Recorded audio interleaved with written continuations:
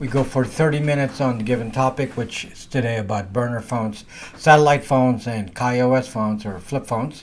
And then the next segment is the hour that follows, which is Q&A, and you don't have to stay for that, but anybody on live can ask any question, and we can discuss whatever you want to discuss. Okay, so again, if you feel like you're intimidated by the length of the video, it's only just 30 minutes, really. So just a little bit of an announcement about next week. So next week's schedule is a little bit different. I'm reversing the schedule. I'm going to release the video on Thursday, instead of the Wednesday release of a new video. I'm going to release that on Thursday, and then I'm going to do the live stream next week on Wednesday. So the day after July 4th, we'll do the live stream. So just so you're aware of that. Of course, you're going to see the announcement ahead of time about the live stream. So that will be next week's schedule. Now, the topic today is about burner phones, satellite phones, and KaiOS phones. Now, just to make sure we understand what I'm talking about here, KaiOS phones are typically the flip phones. I'm not sure you can actually buy a KaiOS phone in the U.S. I haven't seen any, at least not in the store. Everything I see here is Android. So I know KaiOS is popular in some countries, like for example, it's very popular in India because they're very cheap phones. So because of the price point, but over here you can buy a very cheap Android for, I don't know, $50, right? And those would be classified as burner phones. So just for definition's sake, what is a burner phone? If you go to Best Buy or one of those kinds of stores, and you get one of those cheap phones that are prepaid cheap phones, that's what I refer to as a burner phone. Okay, now what's a characteristic of a burner phone? Is cheap. It's so cheap that you can use it a few times and dump it. You can visit a country, use it a few times, and then throw it away. So that's what a burner phone means. So and then we're going to talk about if this actually makes sense. Now, a satellite phone is a little bit different. Satellite phones, they're very expensive. The service is very expensive. Well, the phones themselves are expensive too. Typically, a satellite phone might cost, over $1,000 with a monthly fee at minimum of, maybe $250. For very few minutes. It doesn't give you a lot of minutes when you do a satellite phone. And the thing about satellite phones is a little bit different again because it talks not to the tower. As you know, you're familiar with cell towers. A satellite phone talks to the satellite. Well, obvious from the name, but it doesn't talk to towers. So all of these suggest some different behavior on each one. Now let me talk to you first about burner phones. By the way, somebody complained that depending on my distance from the microphone, I could, or if I'm kind of agitated, then I may overdo the volume here. So I'm just going to make sure that I keep in a regular voice. And if I have to speak loudly, I have to remember to pull back. It's a little hard because it's not automatic gain. Maybe that's the solution, is to figure out how to do automatic gain on this. So anyway, the burner phone concept, many people think, we should go do burner phone because you have a varying IMEI. The IMEI is the equipment identifier, the International Mobile Equipment Identifier, and it's attached to the phone. So the phone has an IMEI. If you use it for a few times and then you dump it, then your IMEI changes again. So some of you may use it for a month because typically you prepay it for a month, and then buy another one. So it's almost like the phone is free. You're just paying for the service. So let's say you pay $50 for the prepaid phone. I don't know what the current pricing is, but let's just use that as an example. With so many minutes, you it's like paying $50 a month, I guess. You take the phone, use it for a month, throw it away, get another one, throw it away. Kind of wasteful to the environment, but it's there's a certain utility to it, I suppose, because you have a different phone number each time, and you have a different IMSI. So that's the other thing, because the subscriber identity is tied to the built-in SIM card, or in this case, could be eSIM. I don't know exactly what's in a burner phone. So so it doesn't matter if it's eSIM or not. I don't know what a cheap burner phone uses, if it uses a physical SIM or an eSIM. In any case, every time you dump the phone, you get a new IMSI, you get a new IMEI, and there's like a new identity. And typically with these prepaid phones, you don't have to identify yourself. You don't have to show any. You can pay in cash. You don't have to use a credit card, and so you think that you're pretty safe. So let's talk about the problem with this for a moment, okay? The problem is who's tracking you. Now, if you're going to use a burner phone, you're probably not concerned about big tech so much, because you're not likely to enjoy using apps on a burner phone. A burner phone usually has very limited app capability, and so you're not so concerned with with apps, and you're really more concerned about the carrier and whoever else is tracking, three-letter agencies or law enforcement. It's a big mistake to assume that if you're hiding from law enforcement, not that I care if you're a criminal, that you're hiding from, that I don't need to teach you how to hide from law enforcement if you're a criminal, because I'm going to tell you right now that you can't really hide with a burner phone. So for those criminally minded, this is not a solution. So guess why? Okay, the reason it's not a solution is there's a law that says any phone call over the phone network called the Public Switch Telephone Network, or PSTN, meaning anything that has a phone number, any kind of transaction where two phones talk to each other, is going to go over the Public Switch Telephone Network. And the Public Switch Telephone Network is subject to a bunch of laws, and one of those laws currently is called CALEA, the Communications Assistance for Law Enforcement Act, and was passed during the Clinton administration. And really, they put into effect some of the equipment changes fairly recently. Actually, could be under a decade. It hasn't really been fully implemented, because the thing is, to fully implement CALEA, it was automatic wiretapping, automatic collection, automatic spying of traffic just from a point-and-click interface. In order for that to happen, they needed to change the equipment. And in fact, the way the CALEA law works is they post all the data to a central database, and then the data includes who's talking to whom, amount of calls, the IMSI, IMEI, all of that. Everything that identifies the call traffic itself, called metadata, plus the ability to do intercepting a call directly, meaning wiretapping. But nowadays you don't do any kind of physical wiretapping. The equipment now allows somebody to connect to the network, and then they can actually listen to an ongoing call. They don't record the calls unless there's a warrant for it. And the recording has to be done live. So there's no actual recording of the call. That has to happen live wiretapping, or wiretapping with recording. So, there has to be a warrant for it. In theory, there has to be a warrant for that to be used as evidence in court. as evidence. Obviously, somebody can listen in and not use it as evidence.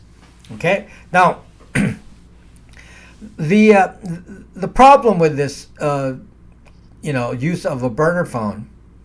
Again, the idea of a burner phone is a cheap phone. So, what is a burner phone? A cheap phone, disposable, $50.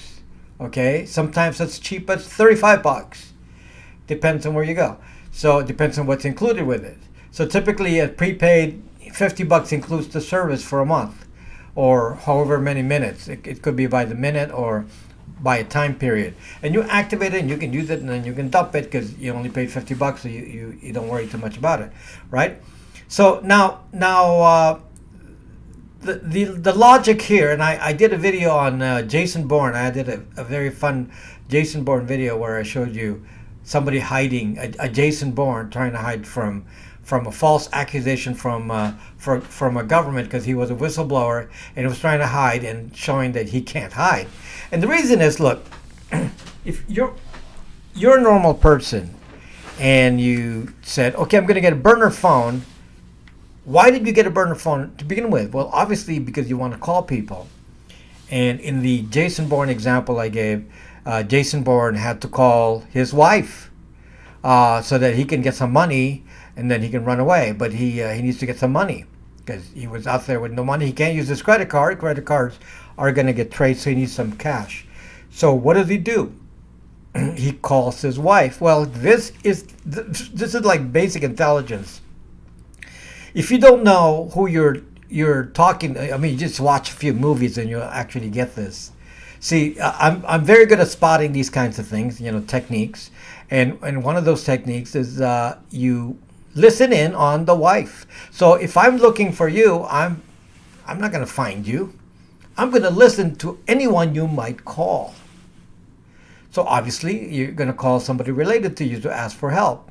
So all I have to do is surveil. And this is a very simple process. All I have to do is go use the CALIA equipment connected to DCSNet, the FBI database, and basically just look for traffic related to you by looking at who's calling the people that you know. So somebody's going to listen in and wiretap your wife. Because of this concept, how do you really hide with a burner phone? You can't call that person; you'll be exposed. And of course, once you've called up using the burner phone, the burner phone has a tower triangulation. Now, if it has Android, it has Google triangulation too, so it can triangulate your exact position. But even if it didn't have Google on it, now obviously an Android phone has Google, so you're zocked, and you can't exactly de-Google a prepaid phone. So a standard Android phone by default already has Google tracking on it, which will mean that you're tracked, and it will show up in the, guess what, Google Sensor Vault. So Google will be able to track you. It will be stored in the Google Sensor Vault, which I've talked to you many times, and I've told you it's true, and you say, oh, this guy is fear-mongering again.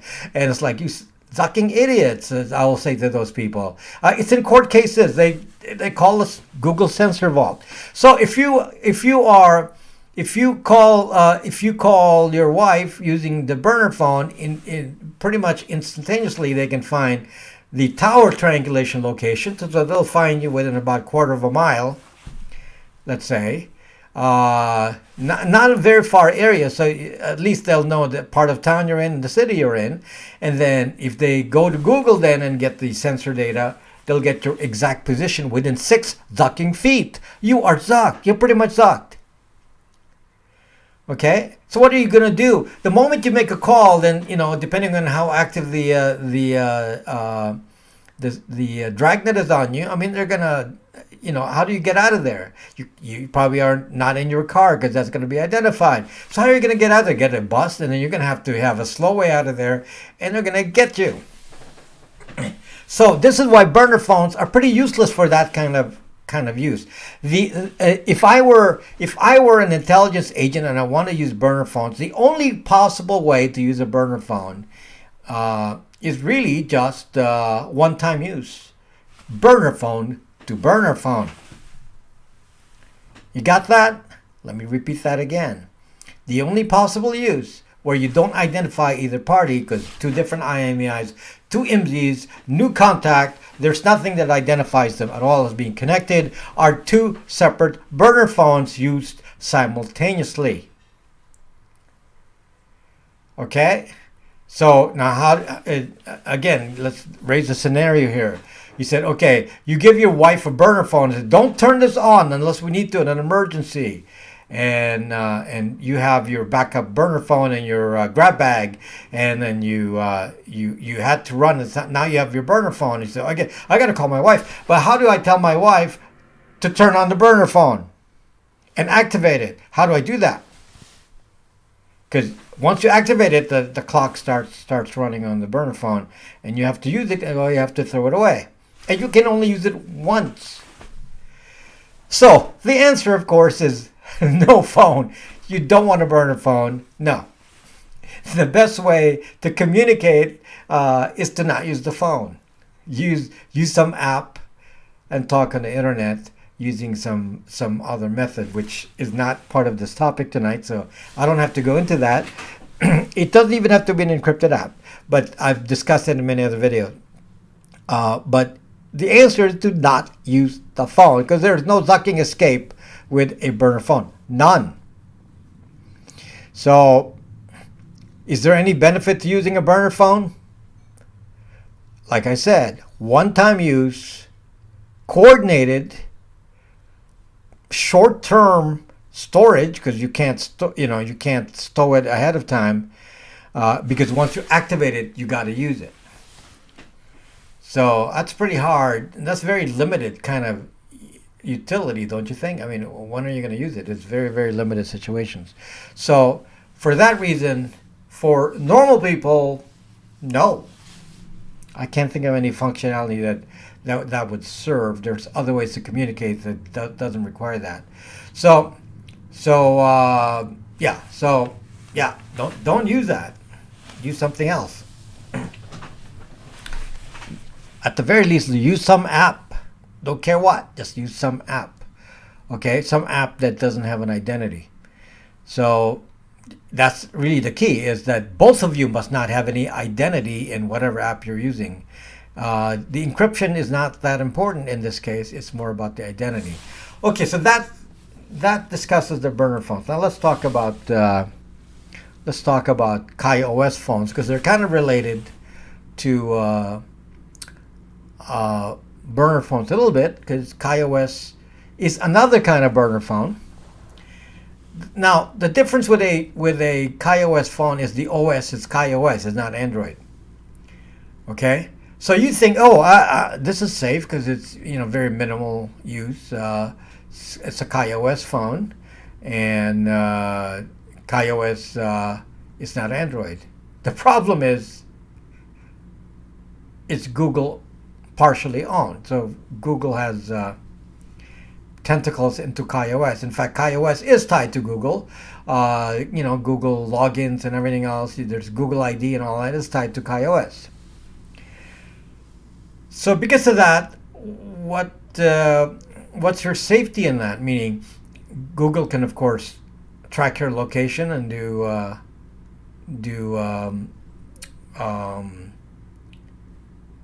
they can do a supple location. It's another thing I didn't mention. That's also Google. And it can also do tower triangulation. So what's the real benefit of a KaiOS phone? It's a cheap burner phone. There's no other safety to it. It's just a cheaper version of a burner phone that doesn't run Android. You can do less things with it. So, KaiOS is not something that is available in the U.S. and I don't think you can even get a SIM card for it. But might work. I don't know. You can try it and see if you can buy a KaiOS phone in India and see if it can work here. It's maybe it's a MediaTek motherboard, so it might work. At least with T-Mobile, maybe it might work. But in any case, what does it really do for you? Nothing, because yeah, it's a cheaper phone, but Come on, guys. I mean, you can use a cheap old nicer phone. Get an old Pixel 3 for cheap. I mean, these don't have to be costing that much, and they will work. So yeah. So the idea of having to use KaiOS as a standard phone is kind of, it's really made for areas that don't have much internet, like certain parts of India, and that's really the market for this because it's very cheap. Like I said, $35, maybe less. So yeah, so KaiOS and is just a non-Android version of a burner phone. So in this sense, they're both the same. They can both be spied on. They'll track who you're calling. It's tracked by the KaiOS system, and no difference there. Okay. Okay. Now let's. I'm just checking the time here to make sure we're okay with time. Now let's just try something completely different. And this one is a satellite phone. So one of the providers of satellite phones, for example, is Iridium. So you can buy an Iridium Go phone, and they're expensive. There's another satellite company, I forget the name, but so Iridium is very popular, for example, with sailors. I'm a sailor, and you can see them, use it on YouTube, and you can use Iridium, and many of them just use Iridium with just texting, because the phone calls is so fucking expensive, and you get like just a few minutes. I mean, you're paying like for a handful of minutes, you're paying like hundreds of, $250 a month for a few minutes of phone conversation. I don't think you can even talk an hour for that amount. You get somebody can verify what it is, but it's very limited.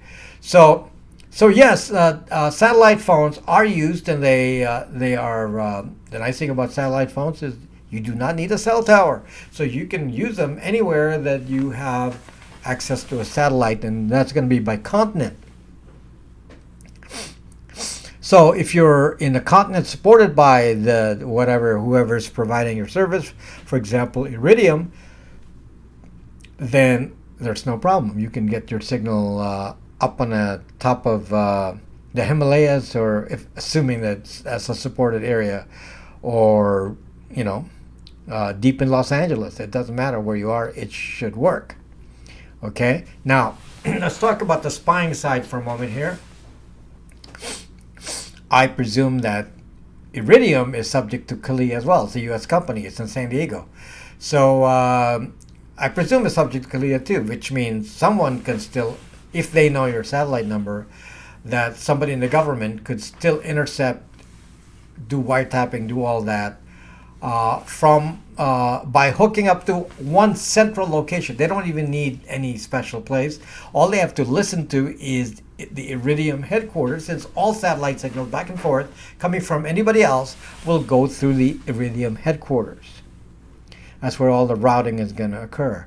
So because it's going to go through the internet, through the Iridium headquarters, you really have a centralized place to spy on any satellite phone. Okay, so in case you think there's some special protection on that end, no, there's not. Now most satellite phones do not have internet. Most satellite phones, some do, some have like limited texting, limited downloads. Like Iridium does. There's that little Iridium unit that's designed for that. But the main phone itself typically is just for calling or texting, and they don't have apps. You work with whatever is provided to you by Iridium, okay? And so you're not really worried about apps. You're just worried about going through the satellite communications, which is routing through the PSTN. And again, this is the part that I got to tell you. Again, you're on a satellite phone, kind of like a burner phone. You're talking to your wife, who's not on the satellite phone. So your wife is not on a satellite phone. You're on a satellite phone. You converse. Obviously, somebody can listen in to your wife on the PSTN. no escape there. If both of you own a satellite phone now, it's a little different. But of course, if they know your account, they just go to Iridium and spy on the conversation through Iridium through there. It's pretty hard to escape, as you can see. There, there aren't really too many avenues with that. Now, there's an advantage. I'm going to tell you the advantage of a satellite phone, because there is an advantage to a satellite phone, and there's some practical disadvantages. Let me tell you first about the practical disadvantage of a satellite phone. I doubt if they're going to allow you to do fake ID with a satellite phone. It's probably KYC. It's expensive service. They probably have a deposit. They probably have a credit check. It's an expensive service, so they're not just going to give it to anyone. So I doubt if you can really cheat your identity on a satellite phone. So that's kind of out of the picture there with expensive services. But the main problem with a satellite phone is that it does not work indoors. It requires full satellite view. You got to be outside. So people on the boat, and they need to call somebody, they're in the middle of the Atlantic, and they got to call somebody in Europe or the US or the Caribbean, they have to be outside. That's the major limitation of a satellite phone. So some of you are saying, I'm in an urban area, I'm going to use satellite phones. Well, I'm not even sure it could work in a car because of the metal. So, what environment can work in? Basically, anything that's not going to trap in a radio wave. So, if you're in a Tesla with glass roof, it could work there. But if you have a car with metal, that might disrupt the satellite reach and may disrupt the signal. So you may have to stick the phone out of the window. So that's kind of a limitation. Okay, so that's part of the bad news there. Now, the one thing that is unique about a satellite phone, though, is location. So let's say you say, I don't really care if they track me because I'm using a satellite phone. So let's just say that you're talking to your wife from a satellite phone and your wife is on a regular phone. So you call the number and they spot it. Oh, we got him. He's on a satellite phone. This is the phone number, the IMEI, the MZ, and all that. They got all that. Okay. But where is he? This is the problem with satellite phones, which is kind of a positive. Satellite phones talk to the satellite. Satellite covers a very big area. Maybe a continent, maybe half a continent. There aren't that many satellites. This is not like Starlink. Starlink has hundreds of satellites in a even given area. The satellites are rotating very quickly. You only have a few seconds in each satellite, then it switches satellite automatically. A satellite phone doesn't have that, so you can't locate a satellite phone. You know roughly which satellite it's using, but that's about it. Now, there may be branded satellite phones where you can actually have a built-in GPS and it can send a location. So there are some devices like that, like there's a Garmin phone that sends location to the satellite.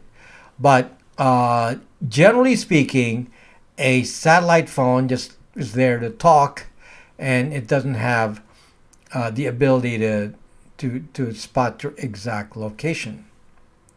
And that is the main advantage. So here you're saying, well, I don't care. This is like talking in the open.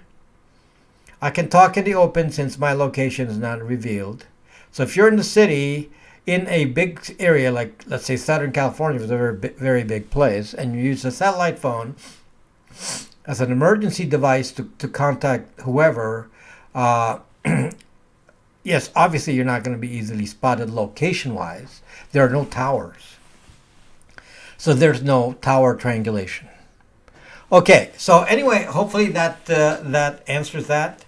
And you can see that those are not solutions. So Let me just take a break and then I'll proceed some more if you have questions about it.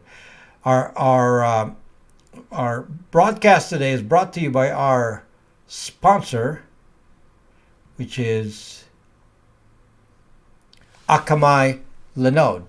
So Akamai Cloud Services. So if you're wondering what Akamai Cloud Services is, they rent you servers. So if you need a server for a website, server for running any kind of Linux server, you have an office and you want to have a remote server, anything you can do with the Linux server, one of the best sources for this that's inexpensive is Linode. I myself am a big user of Linode servers. Most of my services run on Linode. I have other ISPs, but Linode is certainly my main one. And one of the reasons I like to use Linode is because I'm saving money. So you can save money too. And the way you do it is you put the code down here, right there. When you sign up and set up an account, do that. Put Rob Braxman on there. And what's going to happen is they're going to give you a $100 credit. So that you can use within 2 months. So you actually can start off free and test it out.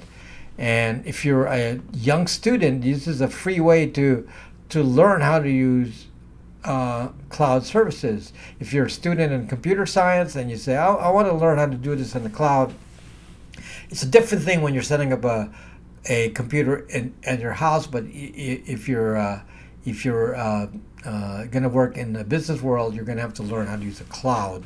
And this is the way to do it. You don't spend much money. You set up a server in the cloud. So there you go. Use this code here, and they give you a $100 certificate that you can use.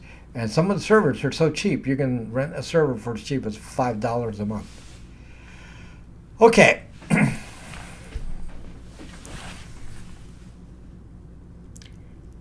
Now let me continue on. So you can see in the situation here that it's pretty much extremely difficult to have any kind of privacy or secrecy if you're using the PSTN, the public switch telephone network. So I'll give you, kind of a option here to think about. Let's say that you use an app to communicate, and the app you use is Viber. Okay, so I'll give you that kind of example. Now, why Viber? Viber is not a U.S. company. I forget where it is.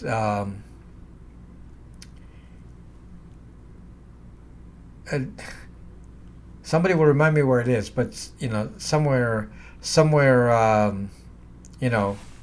near France and one of those little countries in there. I forget which one. It's not Monaco. But it's one of those little countries in there. Anyway, what happens is if you are using Viber, you are not on the CALEA law reach, because the CALEA law impacts only U.S. companies. So if you're using Viber, it's not a U.S. company, so they don't have to comply with CALEA. So they don't have to intercept anything for any government. Luxembourg, I think, is where they are. So if Luxembourg wants to intercept, I suppose they could be subject to different law in there. But if you're asking about CALEA law, so you're in the U.S., let's say, and you are using Viber, and both parties are in Viber. This is important. both parties have to be on Viber. So if both parties are on Viber, then actually you don't even leave the Viber network. You don't even go into the PSTN. You're simply on Viber. They're not subject to CALIA, and you don't even have to worry about it. It is encrypted, but you don't even have to worry about that part. So because there's no identity, if you set up two random accounts on Viber and you're only using Viber, you don't try to connect outside of it, meaning you don't have a paid Viber account, you're not using PSTN. So this is what the intelligence agents don't like, because there are ways to communicate that does not, and you could talk like on the phone, and you don't need any kind of identification like that. And Viber works very nicely on a mobile phone. So if I had a burner phone, listen to this now. This is a little different approach here. If I had a burner phone that has some internet access and some, well, why get a burner phone? Let's just do this. If I had a phone and I get a new SIM card for it, and the other party has a phone with Viber on it, I can then use my phone with the Viber app on data only and talk to the other person on Viber. Now what happens then? I mean, you got to think about this. Well, you're not on a PSTN, so they can't intercept the call. The person is on an app, so it's all encrypted inside the app. So how do you really identify which phone made the call on Viber? Because you're not using the phone. The phone with the new SIM card is talking to the internet, but there's no direct way to connect that the Viber call from that phone is connecting to your wife. There is.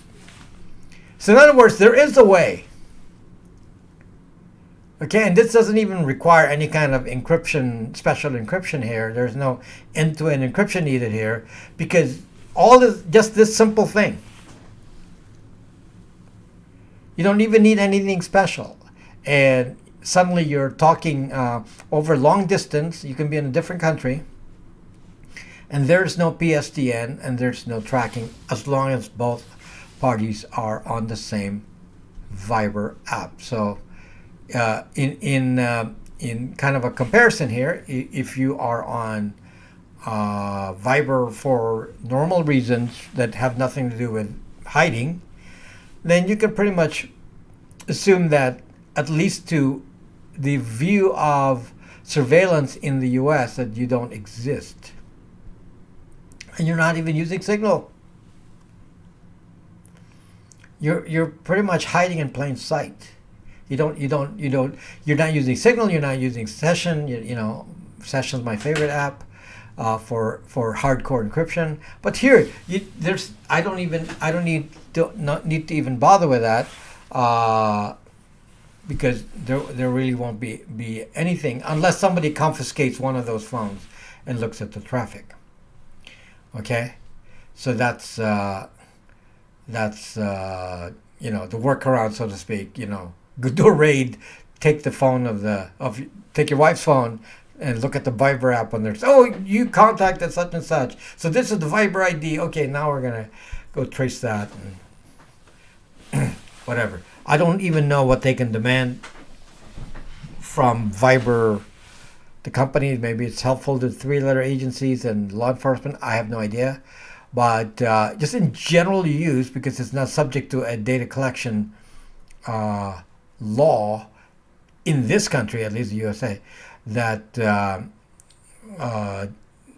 might work. Now, there are other voice over IP companies, but I would avoid the ones in the US. I would avoid Skype and Google Voice. The reason is they're subject to CALIA, meaning you don't need to be on the PSTN. The voice over IP carriers in the US are subject to CALIA, so therefore you have to assume that they could be used for surveillance. So There may be other voice over IP not made by there are not made by Viber, or that's in some other country. You can choose a country of your choice. There's always some voice over IP providers somewhere. Okay, what about Signal? Signal, of course, that's fine. The problem with Signal is that you have to put a phone number on there. So that's kind of revealing right there. Okay, the better one is session to session, where you don't have any of that. Here's the problem with session. This is why you still need a side channel like a Viber. How do you pass the session ID? Okay, because you got to use some out of band channel to pass a session ID. Okay, so that's the limitation. That's why you kind of need multiple levels of communication. Where do you get the Viber app? You get it from an app store. On a Google phone, you can use apkpure.com or Aurora Store if that works. Aurora Store hardly works nowadays. So apkpure.com, you can find it on there. Obviously, if you have a regular phone, you can find it on any app store, Google Play Store or iOS, the iOS store. So yeah, so you can find it on any store. And my only problem with Viber is on the free account, you get a lot of ads. It's very irritating. But given the benefits, I guess it's free. And it's a side channel that you can use for, since you can talk to anybody on Viber. In fact, you can make calls to normal people using Viber. So it is an approach. Right? So hopefully, it's one of the things you pick up from me here. You get like a deep analysis of this, and you learn some tricks. Yeah. So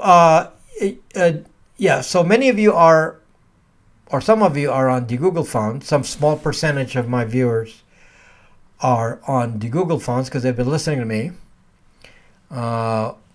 Maybe 2% of you, I'm going to guess.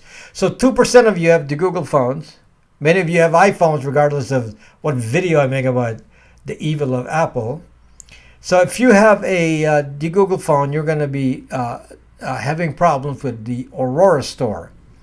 So the Aurora Store is the spoofer to the Google Play Store.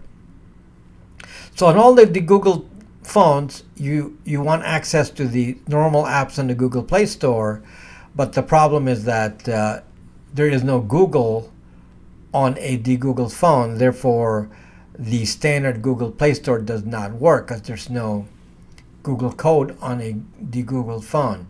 So you can't download a Google Play Store. You can't make it run. It doesn't run. Okay? What about Magic Jack? If Magic Jack has PSTN, it gives you a phone number. Do you understand that? Magic Jack is PSTN. It's voice over IP over the PSTN. Magic Jack only operates in the PSTN. You get a phone number. So no, there's nothing. There's no special privacy with Magic Jack 0 or UMA. Same deal. Okay, so back to what I'm saying about what was I talking about? See now, I look at the comments and the Google phones. Okay, so Aurora Store is not working, and fortunately there are any number of stores. One of them being apkpure.com, and somebody can tell me another one. There's so many of them. What these other companies do is they basically download the APKs from Google Play Store and they put them in their store. For example, Brax.me you can find on APK Pure, and obviously I didn't upload to APK Pure, so APK Pure downloaded from the Google Play Store and then created a copy of it. Now obviously there's a little bit of danger in that, but uh, given the fact that we have no choice but to avoid Google, it's a risk we gotta accept here. Okay, so APK Pure is the replacement to the Aurora Store. I'm actually, thinking about removing the Aurora Store from future phones because it's not running. So maybe we use apkpure.com instead. So in any case, it's very simple. You go to apkpure.com on your browser, and there's a download link there for the APK Pure mobile app. Then you download the mobile app and then install it. Then now you have an equivalent of an Aurora Store. Okay, that's all you need to do. You can download directly from the browser without loading the APK Pure mobile app. It's a little inconvenient because all it's going to do is download the file to File Manager, and then you have to find it in File Manager and click on it. A few extra steps. If you have the APK Pure app, then it will manage all that. So the only time you have to go to File Manager is is when you install the APK Pure app. Okay, so that's a solution, APK Pure. You don't have to touch micro G. That's going to work just fine. And you can use F-Droid for F-Droid apps. So F-Droid has a different set of apps. APK Pure is the simulated Google Play Store. Okay? Well, it doesn't matter if you sideload your APKs. Where do you get them from? You still have to get them from somewhere. Right? So that's still the question, is where you got your APKs. So I'm telling you where to get the APKs. Okay. I probably should say that because he's trying to sell some Brax phones. Who the hell are you? I mean, it's really crazy, the kind of people that I have to find here. Okay? I'm trying to help you. I'm trying to give you information. I'm not forcing you to do anything. As I said, I'm lucky if 2% of you even have a Google phone. Then I got to deal with, naysayers who just, we're going to put this guy down. We're going to put this guy down. It's like he's evil to society. So yeah, okay. A little tiring. Okay. So I've been doing this for a while. It's a difficult thing to be doing this. I'm attacked constantly. Okay? I'm attacked constantly. Everything from hacking, I'm probably being hacked daily, hourly. I have trolls. There are just so many people who hate me. Okay, truth driven. But anyway, what I'm saying is that I am constantly attacked. It's a very difficult thing what I do here. It's very, very difficult. I mean, if you just know my day, my typical day, and how much time I waste having to defend myself every day. Okay, I have to defend myself. I'm being attacked constantly. If you find me being attacked somewhere, please, I ask you to be part of the group here that defends what we stand for. There aren't too many people who are into teaching you about privacy, and certainly hardly anyone teaches you in detail. And if you want me to go, then don't support me. If you want somebody like me to survive and be able to do this and teach you, please help me fight these naysayers. There's just so many of these evil people in the world. Evil, truly.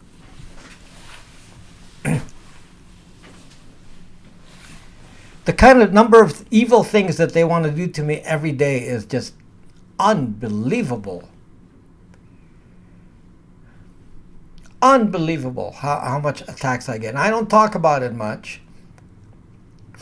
I don't go whine here. I don't go say, "Oh, let me go talk to the FBI. Maybe they'll help me." I don't talk to you about any of this, but it's just because it's not important that that's not important. What's important is that I provide a community service. I'm providing a community service. Now, in the community service, instead of asking for donations and say, please donate to the cause and go to Patreon and do all that, I've decided that the best way to handle this and to fund this operation is to sell you actual products that you can use, and then it's a fair deal. You get a product, get to use it. I don't tell you you have to use mine. There's always an alternative somewhere. I'll tell you what the alternatives are. There are always alternatives, but if you want to support this channel, then you could support by using some of my products, and that's equivalent to donating to the channel, and that is the kind of support that would be so appreciated because it keeps us going here. So I spent so much time collecting this information and analyzing it, and I'm attacked constantly. It is really, really difficult. You just have no idea. Just in the last 2 weeks alone. Okay. So, in case you didn't know, there was a group that had a leader that is, as you know, the leader of a particular OS that churns up its followers to attack other people. That's the only purpose of existence of this person who runs this phone OS, and just does nothing but incite hate. Don't even talk about them. I don't make any comments, and all they do is promote hate and promote hacking. They promote hacking. They say, attack me. They spend all their time attacking me. Some of them are nice enough to offer some sort of debate, and you can see how stupid they are. But yeah, it's not trolls, Neil Thompson. If it's just trolls, we're gonna just ignore them. But these are actual attacks. We're not talking about just trolling. I'm talking about attacking. So, if I'm attacked, please, report the attacker to the whatever platform and help defend what I do here, because nobody else will stand for you. Some of these could be from shills. Obviously, I have many haters in big tech. So yes, they could be paid by, the big tech platforms I talk about. Let's not say who they are. Yeah, they could be. So they have access to some of my data. They could certainly give some of that data away. They could research me in a database in one of these platforms and say, hey, we found information about this guy. Let's, put him on the internet. So anyway, it's very difficult to keep safe doing this. I have to tell you that it's not safe. Not safe for me. Yeah, Lineage OS, and thank you for listening, by the way. Didn't mean to turn this into a rant session. Lineage OS. Now, obviously I like Lineage OS. They were one of the first things that I used. Lineage OS is a little bit different than on my phone is Brax OS. So obviously, I prefer Brax OS for my phone because that's what it's configured to use. In fact, it's the only thing you can use currently on a Brax 2 phone. But let's say you have a Pixel and you say, what OS is okay for the Pixel? And typically you have an option of the two big ones would be that I would recommend would be Lineage OS or Calyx OS. And the reason I recommend these particular two is because they're both very, very usable. They're made to be used by typical people who are used to a normal phone, and they're not that far from how a normal phone operates. Okay, they're not meant to turn you into a intelligence agent. They're meant to be used by normal people. Okay, now having said that, let me tell you the problem with Lineage OS for this particular case. If you install Lineage OS de-Googled, as we do, we don't install, because you can do Lineage OS Googled. If you install Lineage OS de-Googled, it doesn't come with any store. So there is no F-Droid, there's no microG, there's no Aurora Store, no apkpure.com, and it's very difficult to install any app on it.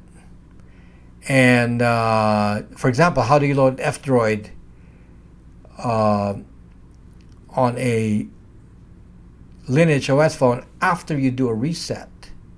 Well, the only way to do it, actually, and this is how we install it, is we have to sideload F-Droid.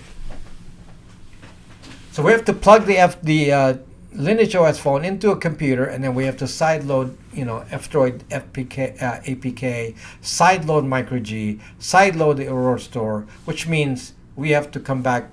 You have to come back to us to service it, unless you know how to sideload. You can see what kind of a pain that is, right? So that's why Lineage OS has a bit of a negative in there, because it's not easy. It wasn't configured to be a true de-Google phone. KaiOS is the other one that I highly recommend. It's a good community. They're all good people. I likely will make a donation to KaiOS. They seem like a good group. And community contributions to the KaiOS project. And KaiOS is very user-friendly. It's basically similar to the way Lineage OS works with the Google stuff. Very similar to the way BraxOS works. It's very user-friendly, and and it comes with Aurora Store, microG, F-Droid. That's already built into KaiOS. So if you reset it, you don't lose anything. You just keep using it. So that's an advantage of KaiOS. It doesn't have to come back to us to be serviced. So that's a plus. The other big plus to KaiOS is you can upgrade it. Lineage OS cannot be upgraded without having to do a flash, complete reflash. It doesn't do a on-the-air upgrade of a major version number. It can only update minor version numbers. And so in the lifetime of a phone, you can never get a newer version of the OS. You can just get minor improvements on it. So that's the negative to Lineage OS in that sense. So it's just a usability thing. And the other disadvantage with Lineage OS, as far as the infrastructure compared to KaiOS, is Lineage OS is supported by individuals who own the particular models, and then they port Lineage OS over that. Meaning it's a matter of different individuals who do it. And those individuals may lose interest in supporting their project when they've moved on to a different phone. In contrast, a community that does either one phone or one type of phone, as KaiOS does, is only interested in Pixel phones, for example. So it's the same developers. So they handle all the Pixels. So anytime there's a new Pixel that comes out, they modify it for the new Pixel, and then everything is compatible, with all the Pixels. So that's why they're able to do that, because they stick to one model. Okay, so that's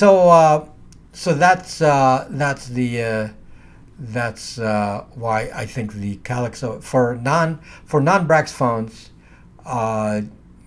we have shifted to using KaiOS OS on the Pixels. So good people over there, and they're no negativity. happy project, good project. Yeah, that's what you want. Okay, that's what you want. Because it's not just about, the OS. You need to know if you can trust the actual people behind the OS.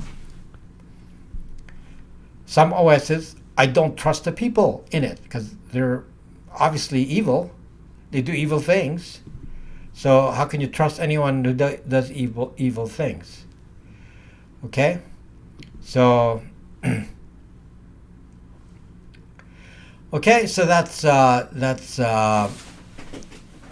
the clue on that. Now, operationally, from a de-Googled safety point of view, there is no difference with Lineage OS and Calyx OS.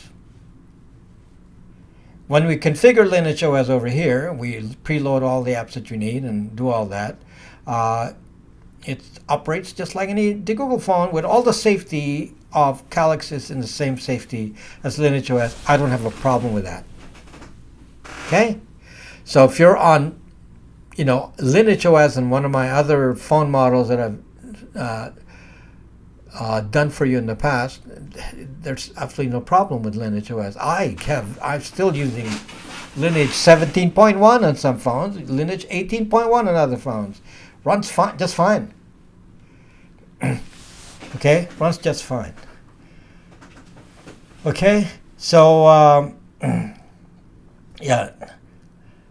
So DNS. What about DNS, Kevin Davis? Somebody asked me a question about DNS and said, I need to do all these things on DNS and I got to do all these precautions. I'm going to use cloud, whatever, and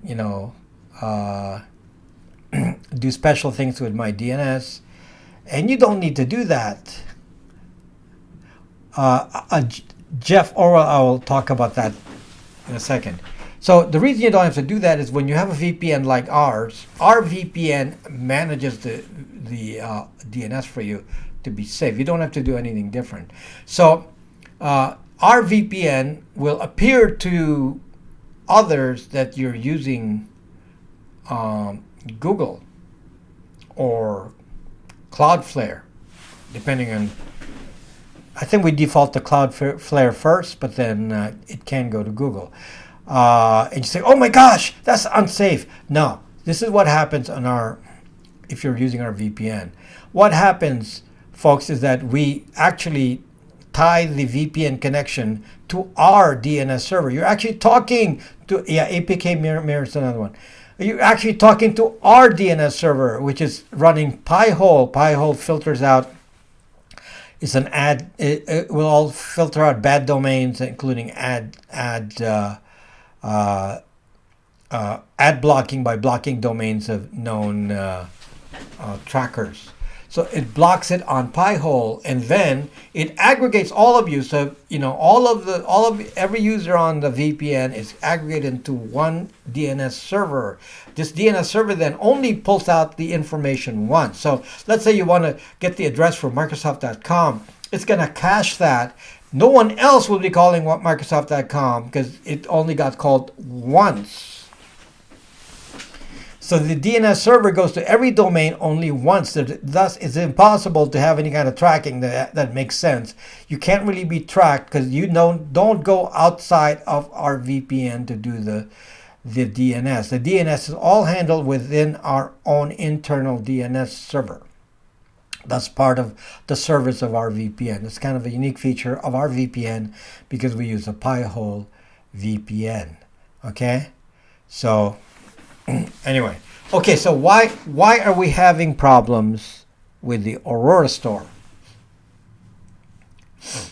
So the way Aurora Store works is a spoofer. So Aurora Store likely works by setting up many Google accounts and then rotating all of you, anybody who needs a Google app, rotates you by connecting to Google Play Store using one of those anonymous Aurora accounts. And then they download the app from Google Play Store and then sends it to you. So it's kind of indirect. Okay. Since when I've been wearing glasses on live streams, I can't read the Can't read the comments. So that's the way that the Aurora Store operates. It's an anonymous proxy, so to speak. So it pulls the APK for you, and then puts it into your file manager to install with that anonymous connection. The problem is Google obviously doesn't like Aurora Store. So Google at all moments will try to find ways to break Aurora Store, like, finding out the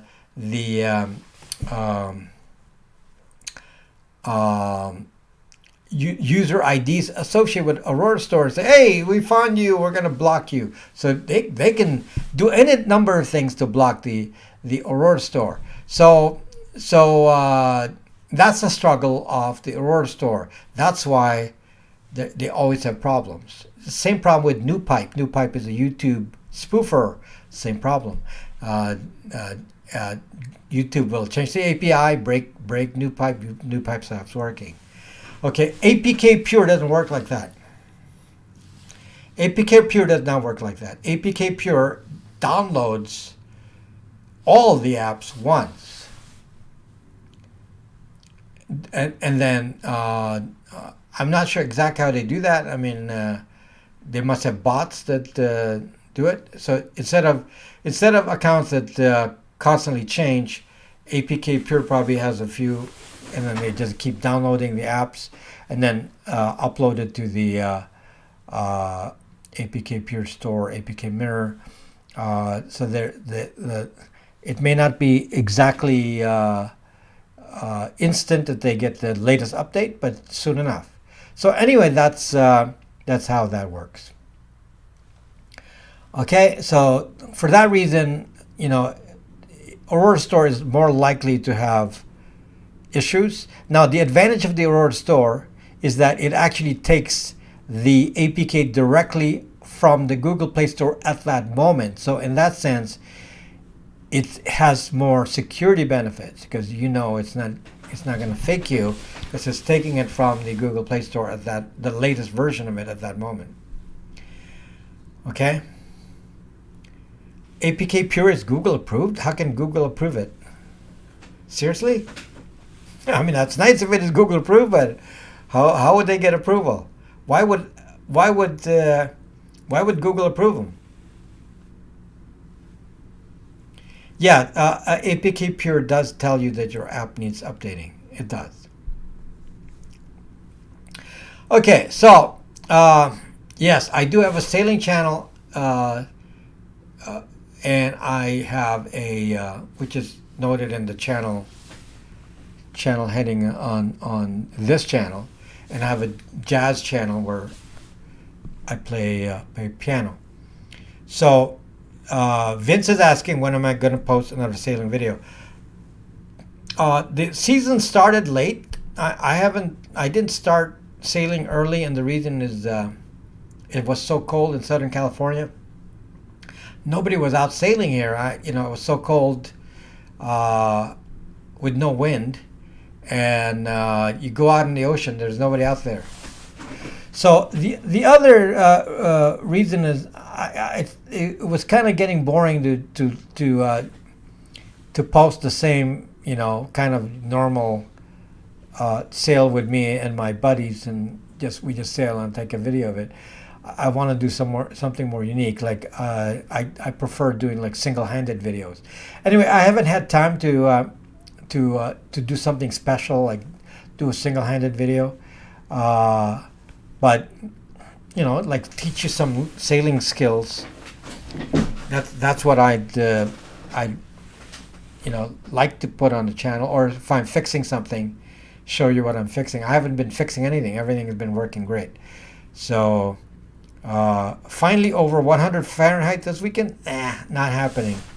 So where I am is like, we're lucky to get to 65. It's very cold here still. So yeah, 65 for a high. So it's chilly. So it's been warmer the last couple of weeks. meaning it may reach 70, but it's really still fairly chilly. So anyway, and I'm also extra busy. So anyway, when things have settled down a little bit, I really love doing those sailing videos, and because I love sailing. So, and in case you didn't know my background, so I started sailing when I was an adult already. I started sailing when I was 20, I think, and then so I've been sailing for a long time because I'm older than 20, and then when I came to when I started sailing, one of the first things I did was racing. So I was a yacht racer. So I've been racing sailboats, since I started sailing. The first year I started sailing, I was already racing. So I learned how to race, and I've been doing racing all these many years. My current boat is not for racing. It is a fast boat, but it's not really a racing.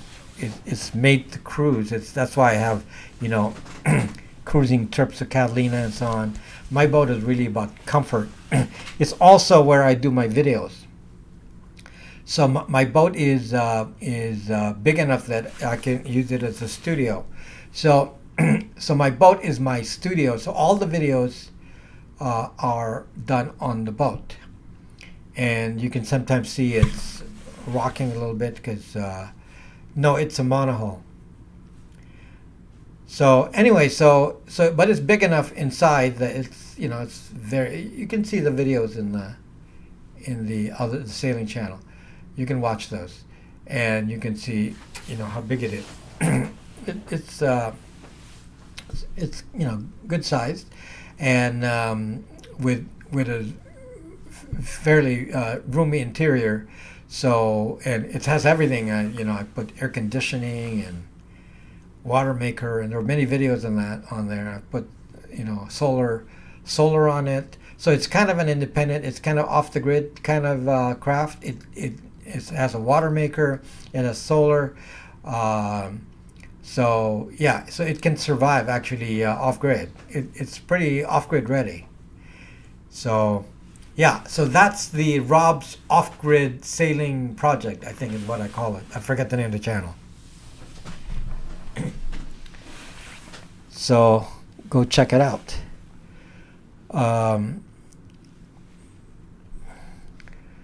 Okay, yeah, you can watch the replay on the KaiOS phones. KaiOS phones are not really available in the US. Yeah, it's been 11 months since I last posted a video. That can't be true. I haven't posted a video since that time. That doesn't sound right. Okay, so anyway, no, Starlink. I have Starlink at my house. I do not need Starlink on my boat. I have internet at my dock. So I have wired internet on my dock. So I don't really need Starlink. And anywhere I go to has cell. And I have a hotspot. So yeah, I don't need Starlink. Because they charge extra when you make your Starlink mobile. I could load Starlink on there, but I don't need it at the dock, so I'm not going to go move it because we use Starlink here in my house. Okay. Late in your time zone. Let's see. We got what type of water maker do I have on my boat? It's a Spectra. There's a video on it. I installed it. You can see me struggling to install the water maker. So yeah, so the water maker was installed over a year ago and running great. Do you follow any kinds of OS or Intel purveyors? I follow techniques. I don't need to actually do any. I mean, OSINT is like doxing. So live videos show up under another tab. It confused me for a while as well. Yeah, it's YouTube treats live videos differently. They don't get as many views. They're not really promoted, so just the main followers see it. So anyone who's not a follower does not normally see the live streams. Neil has a tech question. I say I use a normie phone, then ditch that for a Google phone, but using same SIM. Any privacy concerns? Neil, no. It's pretty hard to screw up the Google phone. So what happens is you have a Google phone. No, sorry. Let's start with that. Forget about Motorola G7. It's too old of a model. It's no longer supported. You have a Google phone. So let's say, just for the sake of discussion, you have a Pixel. Let's say you have a Pixel 4, and it's running Google Android, and you're normally running Google on it, and you say, okay, I'm gonna well, let's stick to the same phone just to make it even more interesting. So now you're going to say, I'm going to send this phone to Rob to Google. So you send it to my company, and it gets Googled and sent back to you. It has the same SIM card. You didn't change the SIM card. You just plug it back in, and everything works fine. And you say, did you just lose security? Okay. Here's the thing. The answer is no. The reason is, once you de-Google the phone, apps can no longer see the IMEI or IMSI. They can no longer see it. Google is not connected there. There is no app that has access to the IMSI or IMEI. So basically, there is no data that will reveal the current IMSI or IMEI.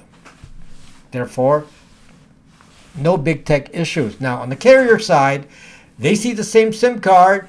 To them, you didn't change phones. You changed operating system. They don't know that. They don't care. They just look at the SIM card. SIM card's the same. Everything's fine. Nobody cares.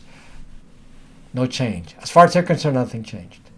In fact, if you move the SIM card to another phone, then they say, oh, you changed phones. Same IMSI. It works. No problem. Okay. There you go. That's why you don't worry about it.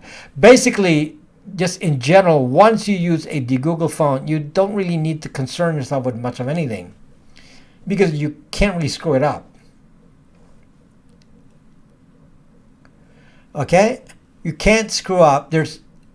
People say, what are the special things I got to do if I get a Google phone?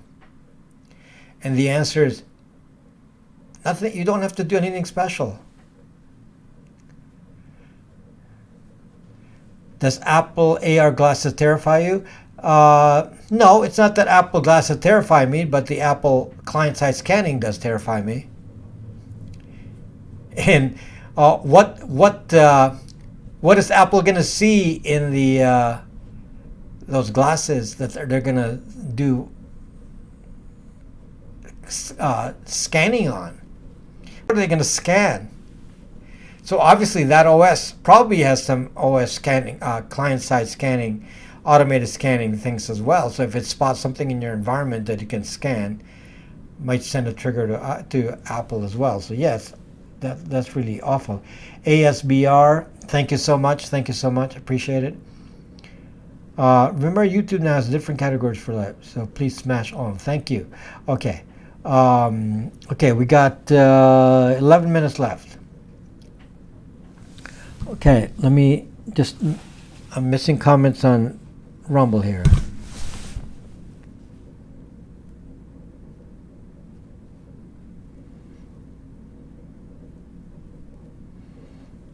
So again, to kind of summarize the point, when you de-Google the phone, you make the phone basically invisible. There isn't much to explain. You just disappear. One of the things, and it just is going to show up in later videos. One thing that's going to happen is it doesn't have your location. Don't you think that's pretty amazing? You know, when you're... Why is the video frozen?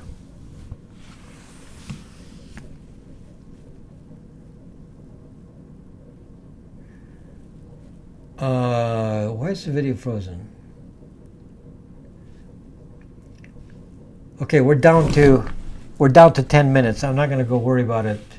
The video is frozen on my end. I don't know why.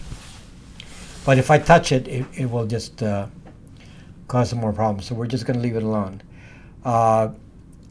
Okay, so there's only 10 minutes left. So yeah, we're not going to worry about why it's frozen here. I can see it is frozen. What was I talking about?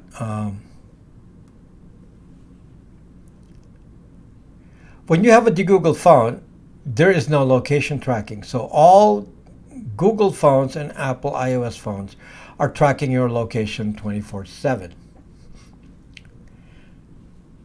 So when you have a Google phone, it doesn't have a way to send Google that information. There's no Wi-Fi triangulation. It doesn't have any of that.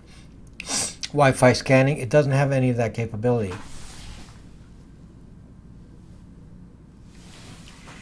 So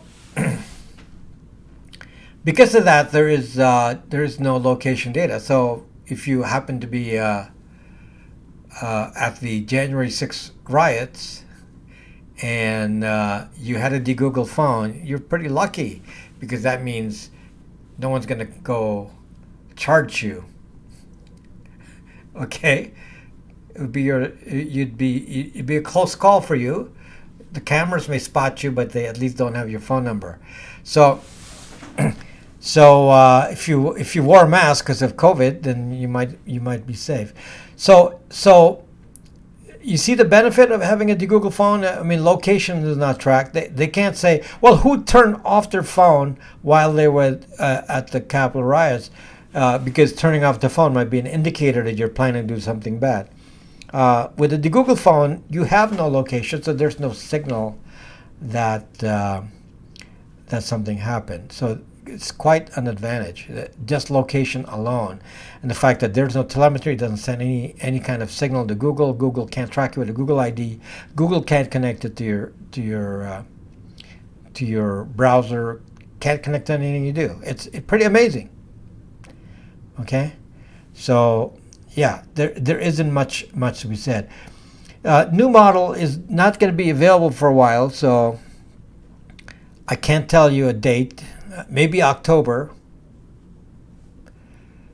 Okay, maybe, and that's not certain. So yeah, so it'll be a while still. So we got 7 minutes here, and sorry for the frozen video, but I don't want to touch it right now,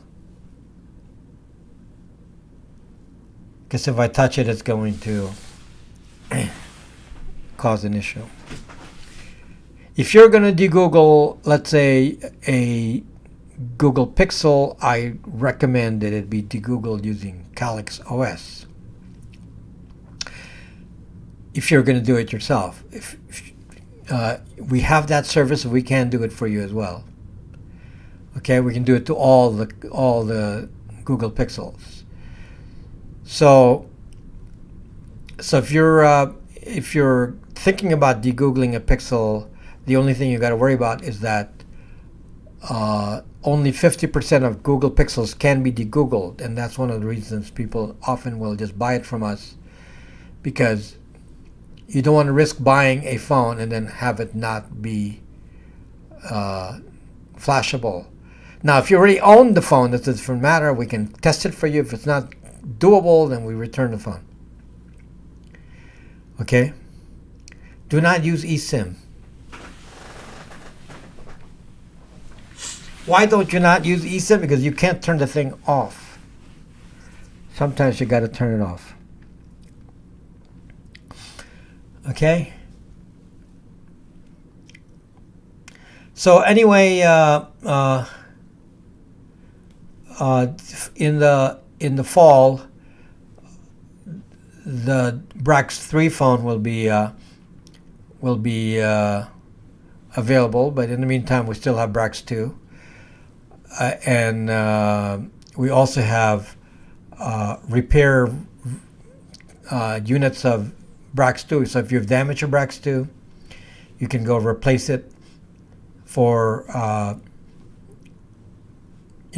low price, and get a good one, completely unblemished, and then you're back in business.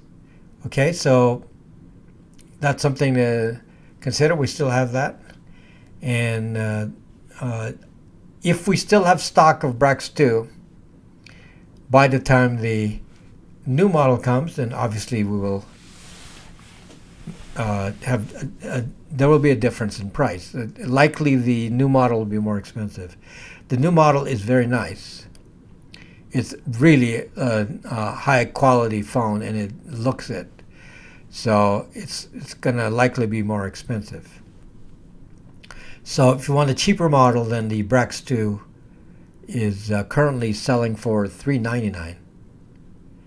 So I expect the Brax 3 to be more expensive, higher quality, as you will see. It looks like an iPhone. It has that same square edge. Can I retrieve any data from an iPhone that I bent in half till the battery smoked? Yeah, you probably have to put a new battery in. So open it up, get a cheap battery, wire it in, and then give it a try. You don't even have to close it up. Okay, does the new phone have a carbon fiber hull? No.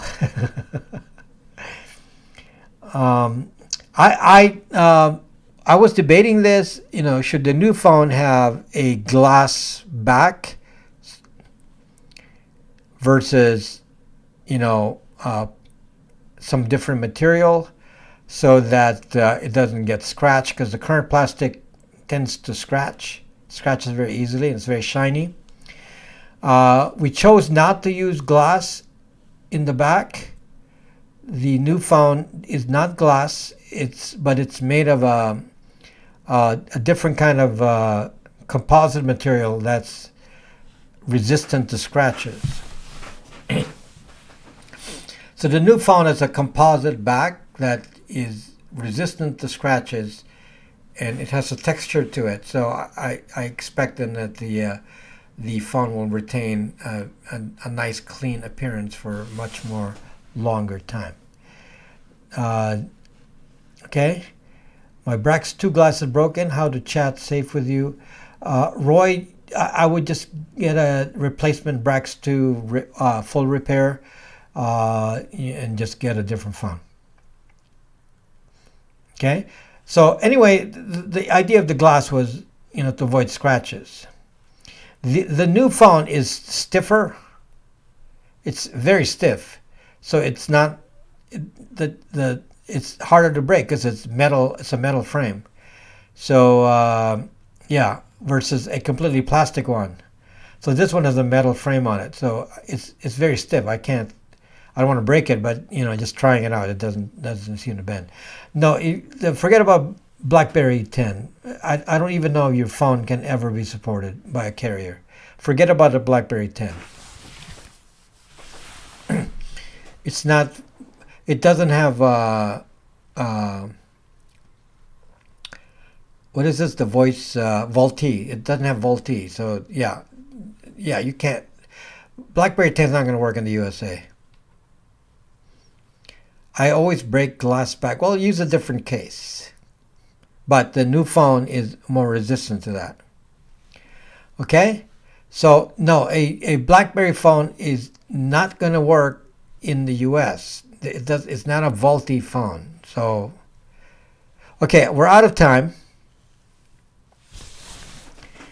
And again, to repeat the schedule for next week, we are going to do the live stream on Wednesday. So I'll see you on Wednesday instead of Thursday. And then we'll release the video on Thursday. So thank you for watching, guys. I'll see